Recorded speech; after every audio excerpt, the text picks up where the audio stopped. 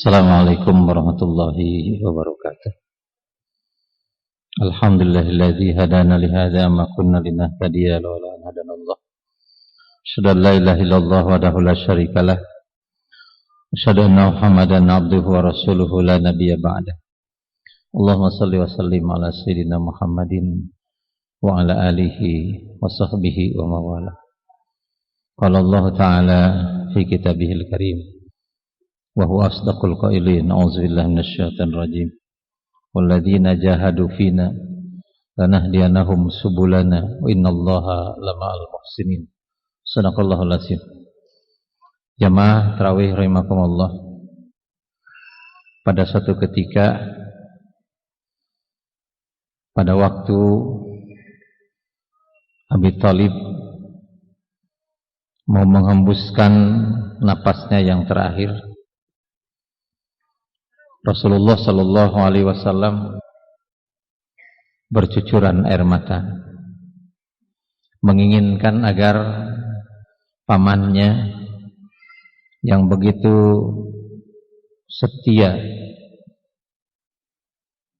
mendidik beliau dari sejak kecil dan bahkan menjadi tameng bagi beliau ketika Rasulullah sallallahu alaihi wasallam mendapat serangan dari orang-orang yang tidak menyukainya, khususnya kaum Arab jahiliyah pada saat itu.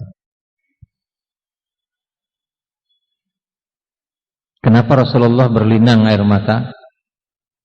Karena ketika beliau mentalkin pamannya tersebut agar mengucapkan kalimah la ilaha illallah di akhir ayatnya itu, ternyata pamannya tidak sanggup mengucapkan kalimat thayyibah itu. Padahal Rasulullah mensabdakan kepada para sahabatnya dengan pernyataan man kana akhiru kalamihi la ilaha illallah faqad dakhala jannah. Barang siapa yang kata-kata terakhir ketika sakaratul maut kalimah la ilaha illallah, maka insyaallah masuk surga. Rasulullah sedih.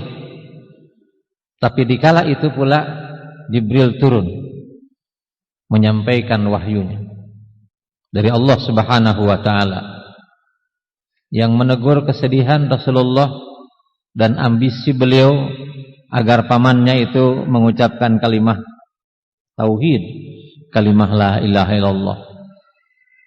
Allah Subhanahu wa taala berfirman, innaka la tahdi man ahbabta walakinallaha yahdi may yasha.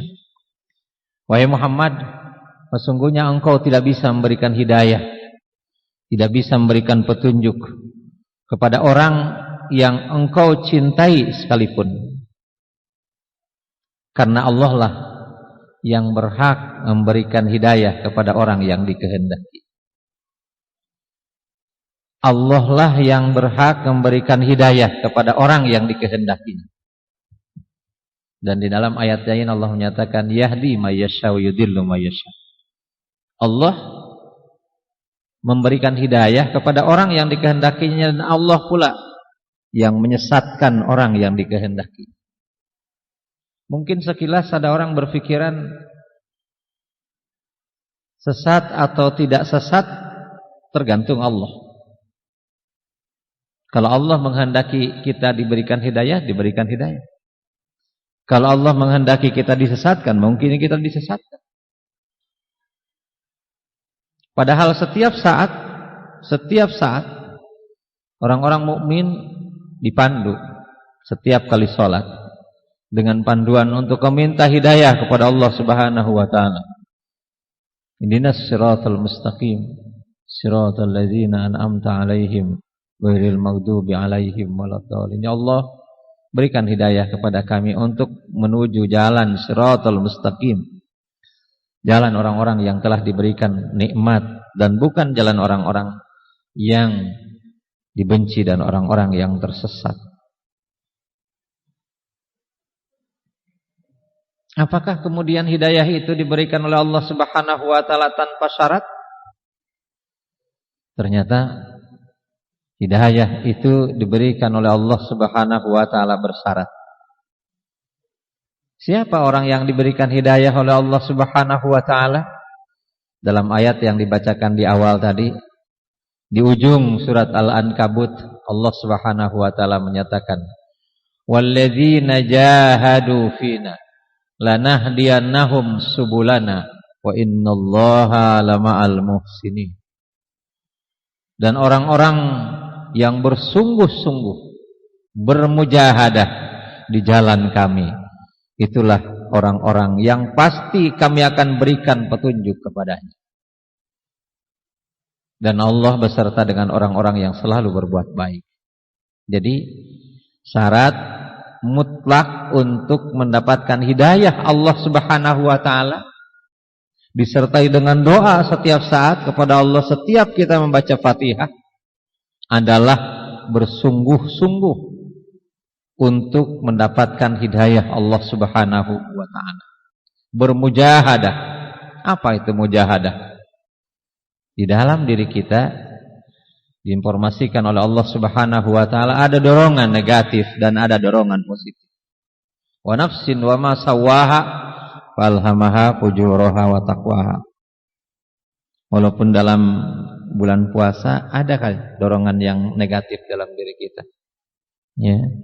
Walaupun kita setiap kali baca Quran, dorongan negatif itu tetap ada.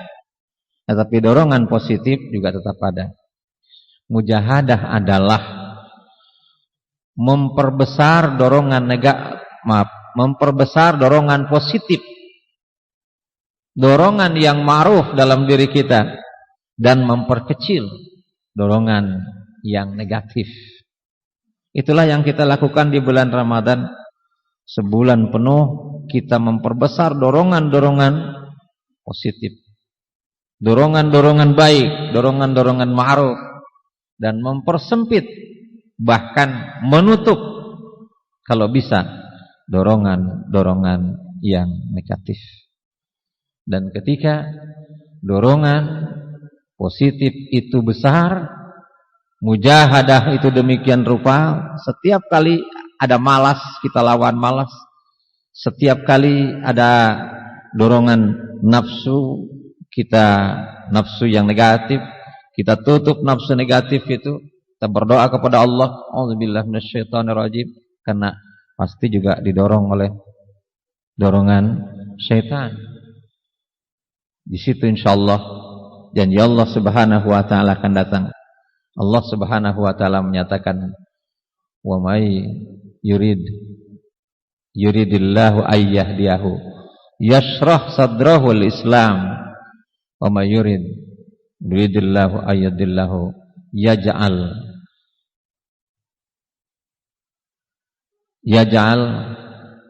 sadrahu dayyiqan harajan ka'annama yas'adu fis sama. Surat Al-An'am ayat 125. Barang siapa yang dikehendaki oleh Allah untuk mendapatkan hidayah, maka dilapangkan dadanya, dimudahkan untuk menerima hidayah Allah, untuk kemudian menerima petunjuk dari Allah Subhanahu wa taala. Dan barang siapa yang kemudian oleh Allah dikehendaki disesatkan, maka dijadikan dadanya sempit seperti orang yang naik ke langit, yang kehabisan oksigen. Nauzubillah min dzalik.